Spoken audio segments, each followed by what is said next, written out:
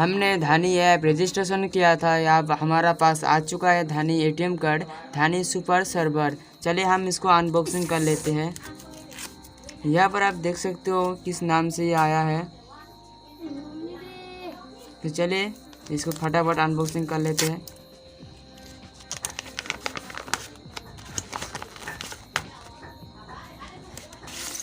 इनका अंदर यहाँ पर एक डिटेल्स दी गई है, आप देख सकते हो।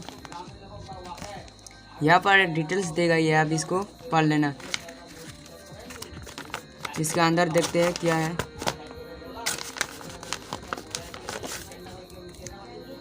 अब यहाँ पर देख सकते हो धानी पे का ये कार्ड आया है। चलिए कार्ड को अनबॉक्सिंग करते हैं। देखिए कार्ड कुछ इस तरह है। कार्ड इधर भी आप देख सकते हो।